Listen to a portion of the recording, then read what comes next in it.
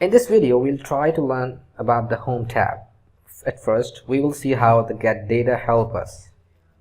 If you want to fetch data from different sources, we take help from get data, and there are some selective options are present, like if you want to fetch data from Excel files, so you will click over here, and if you want to drive data from SQL Server, select this, and we have over here the CSVs and web-based, and if your database type is different, then you can click on the more options, and from these available extensions, wherever your data is available, you will select the respective data source.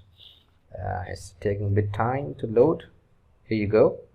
You have SharePoint folder, Access database, Oracle database, and and I hope that the database that you're working on, you'll find its name over here, definitely.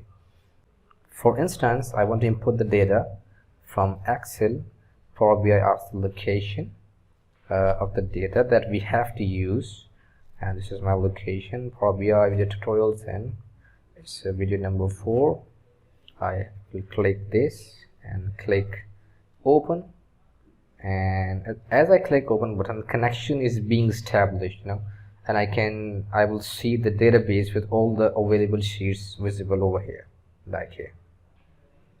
So table 1, and this one is sales.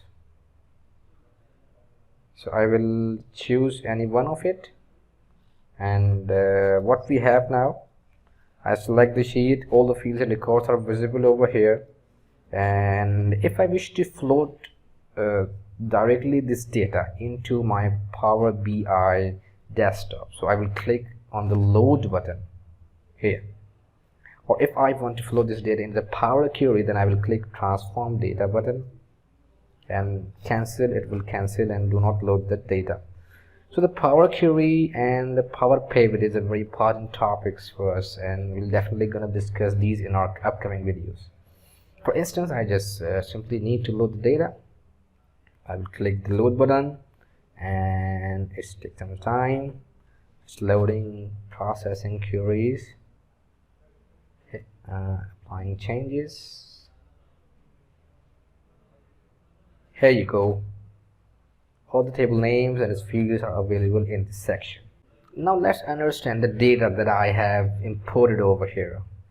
You can see here 3 dotted buttons. By clicking it, it opens a short menu in the pop-up here, new major and the new column, are the commands of Power Pivot.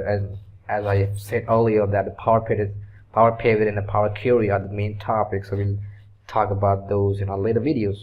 Now if I want to refresh the data, so I will click on the refresh data button over here, and what will happen if the data in the Excel has updated? All the fields will be refreshed, and we will get the updated data here. It means if I add 10 rows in the Excel sheet, or I remove some rows in the Excel sheet, all the updated data will appear over here, and I don't have to import the data repeatedly. Now we'll go towards Edit Query. If I want to drive the data into the Power Query, so here is the Edit Query option. I want to change the name of the data, so I can do it with the rename. In fact, the database, if I want to change the name of the database, so I can do it with the rename. And we have delete over here. If I want to remove or delete the database, simply delete it from here. If I want to hide the database, I will click the hide, and once you hide the database, so it's not a problem over here. So it's not a big problem for us, because when we do a right click over here, we have unhide all. So we have this the data and the fields back again. Okay, then, and go back over here. We have collapse over here, and if you want to collapse the database, select this option, and if you want to expand it again, so you have expand all, or you can do it with this arrow as well, like this. Okay, now to talk about search. If you want to search any database, go to search option and type its name. All the related data will appear respectively. Previously, when you hold over to the dotted button of the database, you can see you have drop down over here. So you can see fields also have the dotted button here. Okay, we have few options that are different. Other than that, all the other options are similar to the previous one. So after the insertion of the database, if you want to fetch the file and display it with the help of visualization, so you can do it very easily. For example, if I would like to see the sales of the different months, so I will just click on the month and the sale, like month and the sales.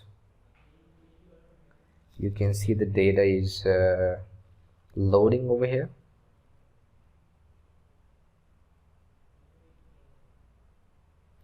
It's a bit small. Okay,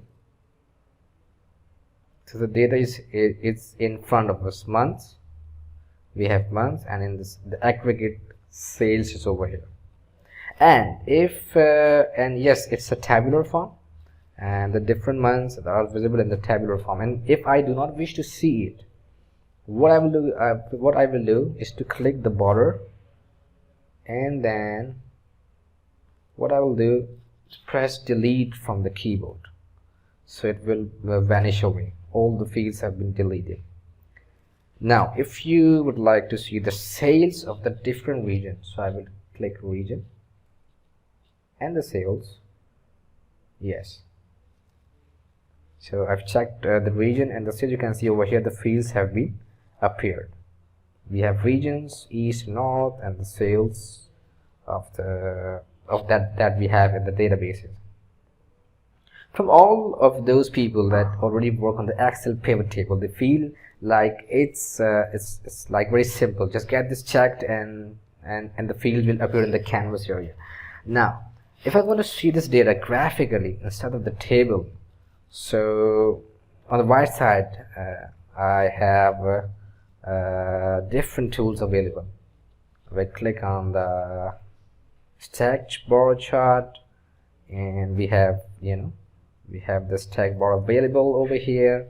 We have the column chart, stack column, we have cluster bar chart, we have pie charts, and here, so the pie chart.